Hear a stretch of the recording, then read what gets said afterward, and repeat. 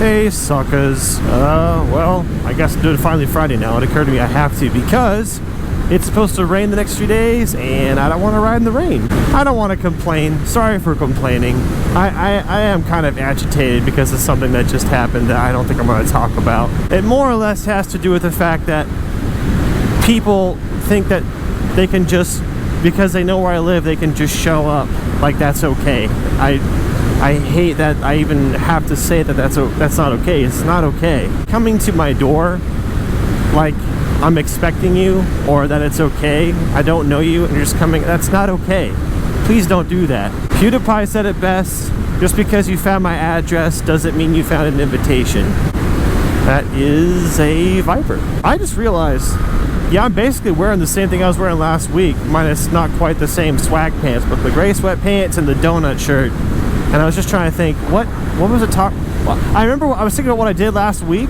I was at Colorado talking about Chick-fil-A, and I haven't had a chance to read the comments in the video. I've been so busy ever since I got home, which is good. I like staying busy if I can, but man, I wish I had. I'll catch up, I think, but I wish I could have read what people said. I missed my turn back there. Don't! You know, I don't want to turn around, but it would be faster.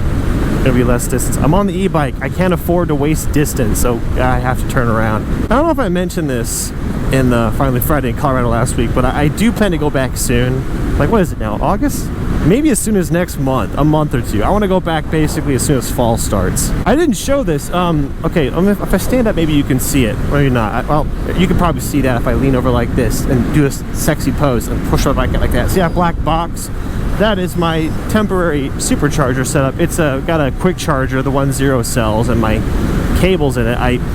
My plan was to buy those things and then get just the right size Pelican case to fit everything into, and then buy the, what is it, the rack system for the back of this bike, and then bolt the box, the charger box, in the Pelican case, and then bolt the case to the rack so you have it sturdily mounted.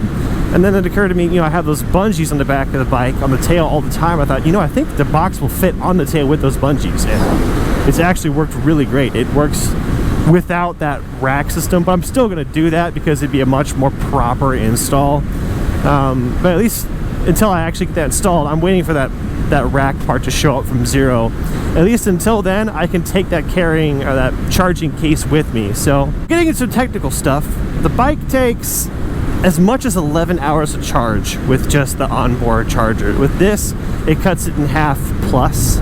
So let's see here. If I were to get my battery down to 50%, which is what I'm going to do, it'd take like 5 hours to charge normally. But with this, in conjunction with the onboard charger, charge time will go down from 5 to like 2. And this person in front of me looks like they don't know what they're doing. I'm really concerned, actually. Okay. Whew, I thought they're gonna like, psych! It just hit me. 2 hours for half a charge, maybe 5 for the whole thing is still a long time. But I decided the small amount of convenience you get for the overpriced charger is worth it. And that's just mostly because I enjoy riding this thing so much, man. I wish if there was a way to charge this thing in an hour, anywhere, that'd be awesome, but that's not possible. I looked into that for a while, and I got some help from a local guy. I forgot his name. I don't want to say the name I think it is, because if I got it wrong, that'd be more embarrassing. Forgetting the name is less embarrassing than remembering the wrong name. Saw, dude. He's got a camera on his face. Anyway, he's a nerd. He helped me try to figure out what my options were, and I'll just keep ranting about it. My issue is I want to be able to charge this bike, well, 1, as fast as possible, 2, with the exception of the fact that it needs to be able to be charged anywhere, which means a wall outlet. So I had to learn a little bit about voltage, amps, and watts, which I forgot most of it, but I learned just enough. Basically, outlets, I believe, unless I'm getting this wrong, most outlets have an ampage of 15, except for industrial grade ones or commercial ones. They look a little bit different, and they typically can go to 20. Let's see, I think the quick charger, I think together it's, so the quick charger and onboard, it's 9 amps.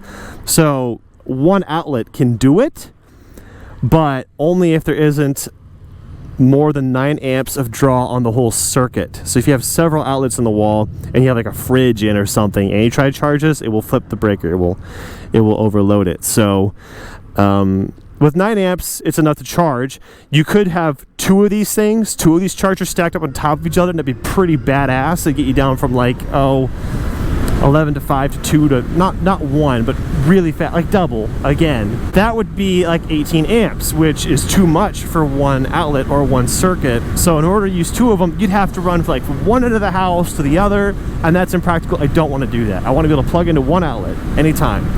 So this is more or less the most charging I can get out of one outlet reliably. Yeah, I could probably make some kind of custom 15, 14 amp draw, but then that's gonna almost certainly flip any circuit I plug into.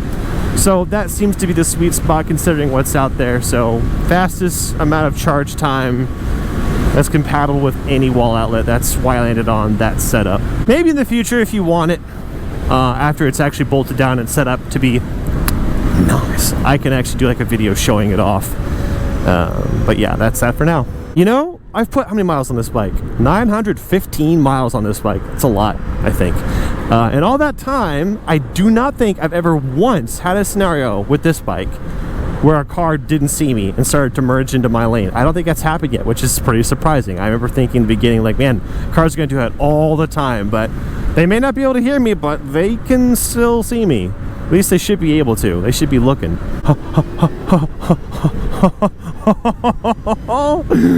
Ah, that feels good. And this is the cool tunnel that sucks an electric bike because you can't rev. Just lame.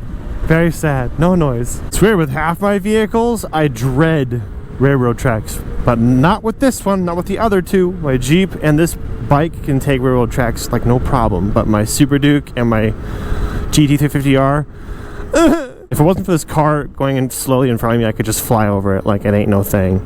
But, you know, it still is ain't no thing. I just can't do it quickly. I wish I had more things to say, but I think that's it. I just spewed and complained, which is pretty normal for me. But thanks for watching. I guess I'll see you next week, or more accurately, you'll see me, because let's be real here. Everybody watching me knows more about me than I know about you. That's just part of my life. Anyway, thanks for watching. You'll see me later. Bye.